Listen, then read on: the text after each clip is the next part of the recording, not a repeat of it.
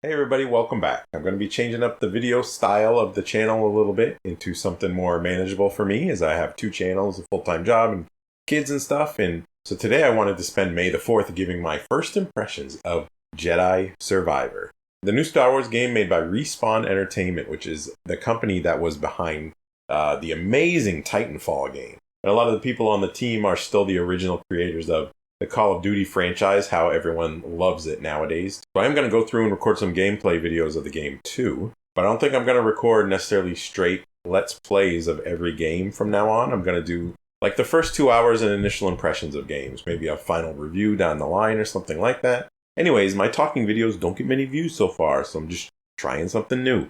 So let's get it in there. Let's talk about Jedi Survivor initial impressions, and may the Force be with you.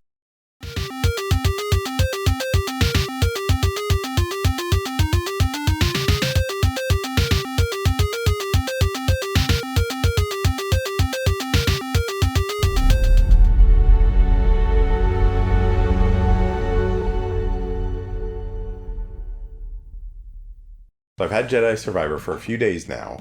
Obviously, I'm not too far into it, so that's why this is initial impressions, right? So Jedi Survivor is the sequel to Jedi Fallen Order, which came out a few years ago, and I played it on the Xbox, and I actually played it with my son. So it's one of those special games to me because he's a huge Star Wars fan, and obviously I am too. His favorite Jedi is Luke Skywalker. And he was with me and watched me play most of it, and that made the experience even more special, if that makes sense. So Jedi Fallen Order is one of my favorite Star Wars games of all time for that reason, and because the game was pretty good. Wasn't perfect. I wasn't a huge fan of Cal at first. He grew on me as the game went. I wanted to play a Jedi game where you could play as an alien. Or maybe create your own character or something like that. But again, he grew on me before the end of the game. There was some good parts, Really, the only thing I didn't like about Fallen Order was the map system, and then, some of the character animations were a little wonky and stuff, but that's forgivable, okay? It was a fun game. It had pretty good lightsaber combat once you get a hold of the parry system. Parrying, I thought, in that game was overly difficult, but, it wasn't impossible. I obviously beat the game, and I didn't use, baby man difficulty. But Fallen Order was definitely on my list of one of my favorite Star Wars games of all time. Some of my other favorites of all time are Knights of the Old Republic, the original Xbox version, Republic Commando, the GameCube Rogue Squadron games, and I even like the Starfighter games. I think those were PS2 and maybe Xbox exclusive among them, but they were pretty good too. I definitely liked those. I was a huge fan of the Super Nintendo games back in the day, even though they're incredibly hard, but they hold a soft spot in my heart. And of course, the Skywalker Saga, Lego Skywalker Saga, with all the movies. But what do I think about Jedi Survivor? Is it gonna be up on the list too of my favorite Star Wars games of all time? Well, it might be a little early to tell, but these are my initial impressions. So obviously with modern games, you typically start with the graphics and the sound, because that's what you notice first. You notice that before the storyline, before the characters, before the gameplay and all that. So how do the graphics and the sound line up to Fallen Order? Well, it's definitely a mixed bag. The fidelity of the graphics and everything definitely are higher. There's a lot more cool graphical effects, big major cool scenes. And just so you know, I'm playing this on a PlayStation 5. This is the PlayStation 5 version I'm playing. And even though it's on performance mode, the frame rate has been absolutely terrible. I can understand that on a PC version. There's a lot of different things that can go wrong in a PC. I've heard about the PC version. It is having problems. One of my favorite streamer, LuxDose, actually tweeted that he spent 25 hours in the game and then his save file just got corrupted. He lost everything. And he just did not want to start over, and I don't blame him. So I know that the PC version has other issues, but the console one that I'm playing, the PS5, the most powerful console out there, on performance mode, the frame rate has dropped down to maybe the 20s at times during fights and stuff like that, just randomly. And it's definitely something I can live with, but it does affect the gameplay when you're in those intense battles and you're trying to parry right and, battle back and forth and do your thing with the lightsaber. Those frame rate blips like really affect the gameplay, and they're definitely noticeable. And there's definitely herky-jerky animations too, like in the first gameplay video, the first 2-hour gameplay video that I recorded, I was fighting a boss and I killed the boss, or I defeated the boss by throwing my lightsaber at it, and then just automatically we were locked in the next scene, you know what I mean? And it was just visually super jarring for that like glitchy, like jumping around and everything. It's not all bad, but there's definitely been some pop into and everything. And now listen, I know games don't have to be perfect nowadays. However, we're paying, especially me in Canada, we're paying $100 for this game. $100. $100 to me, almost no game is worth $100, but I still spend it on games I really like. And it kind of bums me out a little bit nowadays that you spend $100 on a game and it can still have all these issues. Obviously, games are made by lots of people. There's so many moving parts. They're so complex nowadays that it's hard not to have issues, but there's got to be a point where enough is enough. And I'm by no means saying this game is bad and it's super glitchy or anything like that, but these things do distract from the experience. And there's definitely been more serious glitches as the game goes by. For example, the first ever puzzle room in the game, like those Breath of the Wild puzzle rooms that I was talking about, you basically have to take these orbs and shoot them into these battery receptacles to open doors and stuff like that.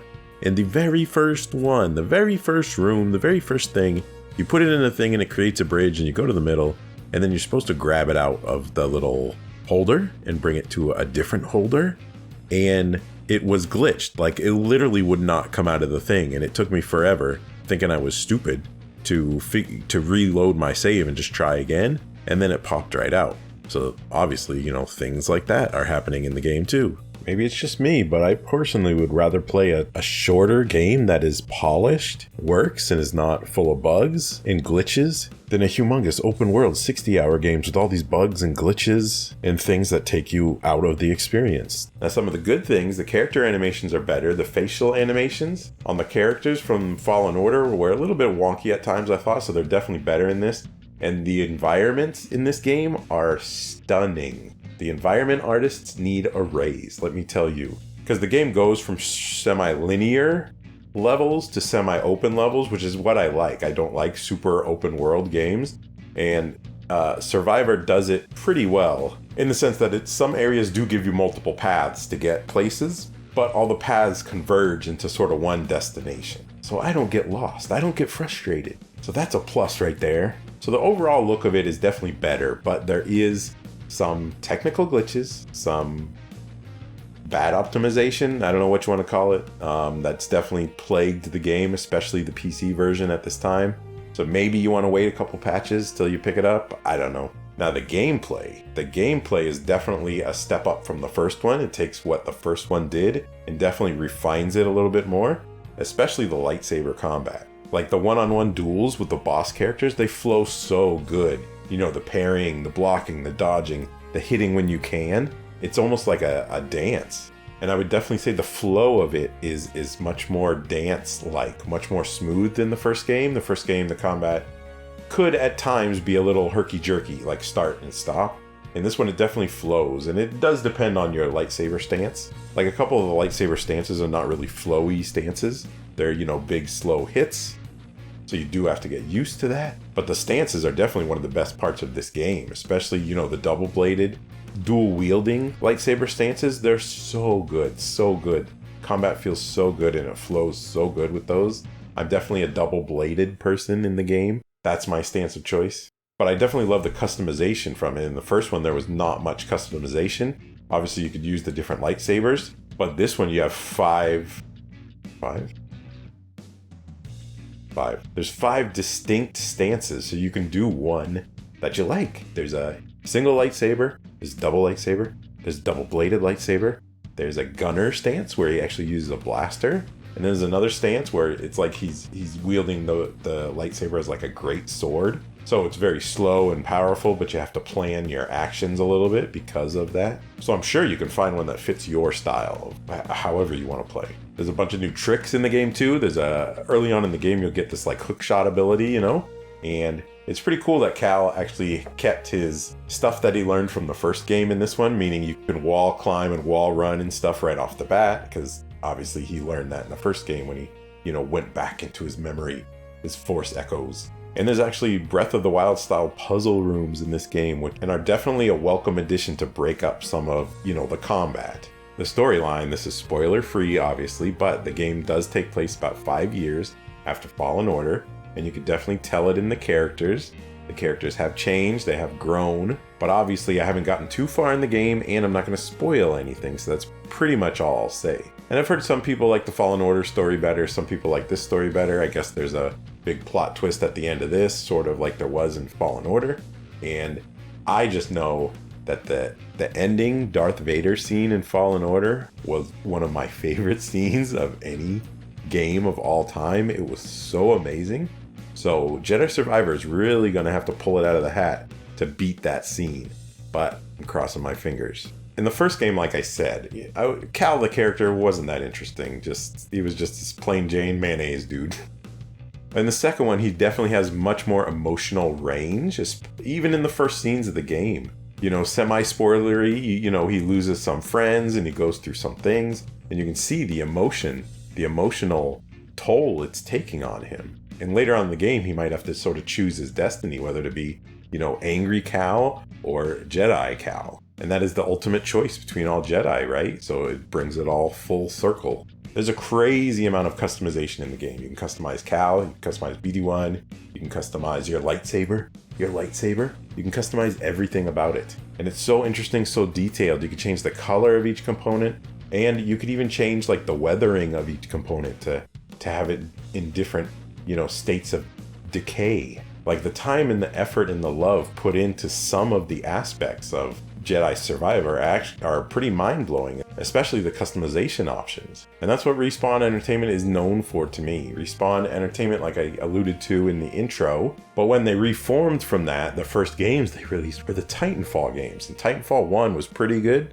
Titanfall 2 was freaking amazing. And the love and the care that they took in Titanfall 2, you can see carries on to these Jedi games, even with their flaws. Titanfall 2 was such an underrated game. It was so good, but I guess it didn't sell very well, so it got discounted like really quick. And you should still play it today if you can find a cheap copy, which I'm sure you can. But Respawn Entertainment is really one of the premier development houses in the world right now, as far as I'm concerned. When you consider the care and the passion and just the skill in dealing with the different games that they've done in the past. And that's why Jedi Survivor's technical issues are definitely a little off-putting. But that's the way the gaming world is nowadays. Release a game, doesn't matter how many bugs, we'll patch it in the next 3 months. And it is what it is. It sucks, but how's it going to change? It's not going to change unless we stop buying games. But let's get back to Jedi Survivor. So overall, first impressions. I'm very impressed with the game. Some technical issues, but it's definitely a step up from Fallen Order. I supremely like the new lightsaber stances and the lightsaber combat. It flows so good. But having said that too, honestly, I'm one of those people that typically doesn't get new games as soon as they come out. I wait till they get a little bit cheaper. And Jedi Survivor might be one of those games because it is a little glitchy right at the bat. So maybe you wait for the first price drop when there's a couple patches out. But if you're a super huge Star Wars fan, you want to be a Jedi when you grow up, then I would definitely suggest getting it. Just weather the storm and get it and have some fun. I'm having fun. I'm definitely really liking the adventure so far, and I'll give some final thoughts when I'm done the game. I did record a gameplay video, a couple hours of the first couple hours, which I think is what I'm going to do instead of Let's Plays from now on, because it just takes me too long to get through a full game and record 20 videos, but we'll see how it goes. So let me know in the comments below what you think about Jedi Survivor. If I'm way off base, if I didn't explain stuff well or anything like that, any feedback, any, hey, you're an idiot or hey, you're amazing, let me know in the comments below. So guys, gals, non-binary pals, may the force be with you.